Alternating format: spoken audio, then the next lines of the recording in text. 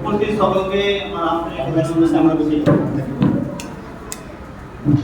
আজকে যে মিটিং, আমাদের যে আলোচনা সভা, এই আলোচনা সভার যে বিষয় ভাব বিনিময়।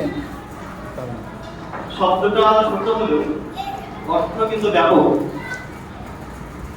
আপনি আপনার ছেলে মেয়েকে এই মাদ্রাসায় পাঠিয়েছেন, বছরে একবার কি দুবার এখানে ডাকা হয়, অথচ আপনারা কি আসেন না। আপনি যদি না আসেন, আপনার ছেলের অভিযোগের কথা যে না জানান, তাহলে যে ভুল ত্রুটি যেটা থেকে আছে সেটা সংশোধন করার জায়গা থাকবে না। একজন অভিভাবক একটু আগে জানালো যেমন যে হোমওয়ার্কটা ছেলে পাচ্ছে না, এটা তাদের শিক্ষকরাও সচেতন হবে। এই টুকু অভিযোগগুলো যদি আপনারা না জানান তবে হবে না।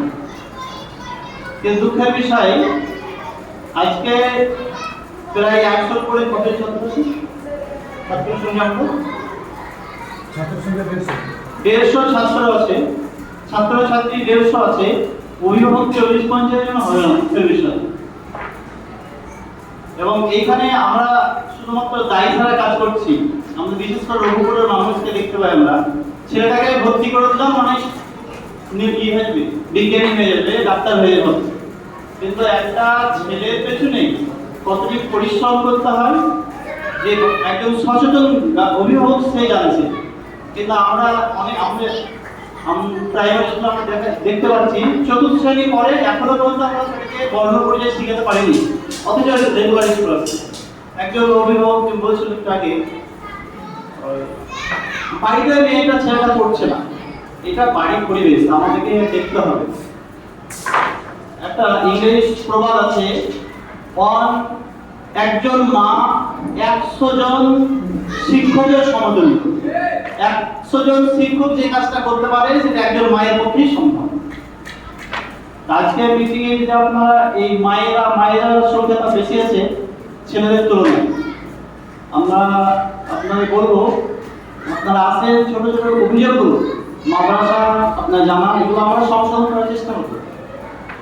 আর রান্নার যে ব্যাপারটা বললেন আপনারা, যেটা গুণগত মান বা কি সমস্যা আছে আমরা এটা দেখছি, রান্নাটা যাতে ভালো হয় এটা আমরা অবশ্যই চেষ্টা করব।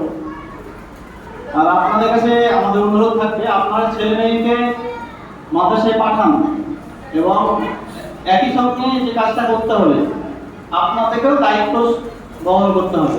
আপনি আপনার ছেলেকে পাঠিয়ে দিলেন, এটা আপনাদের এখানেই শেষ নয়, তার সঙ্গে সঙ্গে আপনাকে আপনার ছেলে মেয়েকে নিয়ে বাড়িতে বসতে হবে। বাড়িতে না বসলে আপনার পড়াশোনা কখনোই সম্ভব হবে না। এটা ওষুধের মতো নয়, দিলে জল দিয়ে খাইয়ে দিলাম হয়ে যাবে। এবং আপনারা জানেন যে রান্না করা, যে আমরা ভাতটা রান্না করি, এই রান্না করতে গেলে 4টে জিনিস লাগে। জল লাগবে, একটা পাত্র লাগবে, আগুন লাগবে, চায়ের লাগবে। চলো, কোনো একটা অভাব ঘটলে ভাত আপনার হবে না। কোনো একটা হয়তো কোনো আগুন নাই, রান্না হবে না, জল নাই, রান্না হবে না, চাল নাই, রান্না হবে না, পাত্র নাই, রান্না হবে না। ঠিক তেমনই একটা ছাত্র শিক্ষার জন্য অনেকগুলো ইউনিটের দরকার।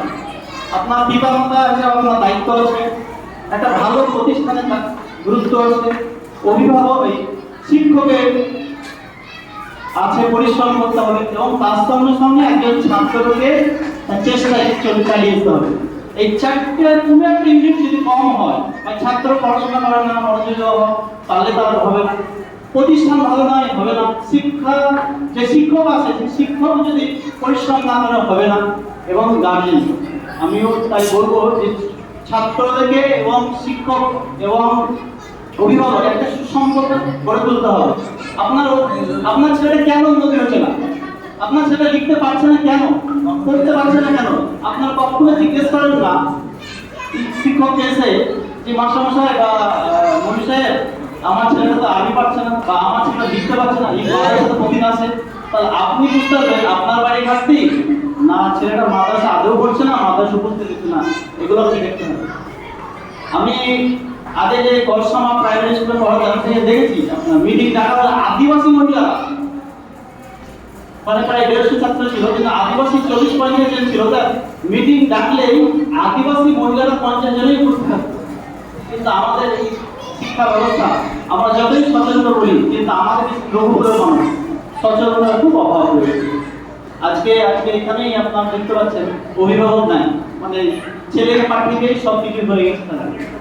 এবং যে সমস্ত শিক্ষা প্রতিষ্ঠানগুলো দেখবেন অর্থ দিয়ে চালানো হয়, সেগুলোতে কি হয়, ছেলেকে আপনি রেখে আসেন, খাতা কলম সব টিফিন দিয়ে রেখে আসেন। আর যখন বেসরকারি অর্থাৎ যেমন প্রাইমারি স্কুল হোক, মাদ্রাসা হোক, তখন আপনার ছেলের আছে আজ খাতা নেই স্যার, কলম নেই স্যার, টিফিন নাই স্যার। টিফিন তো লাগে না, তো যে জিনিসগুলো হচ্ছে আমরা যখন পাঠিয়ে দিই বেসরকারি তখন গুরুত্ব থাকে না।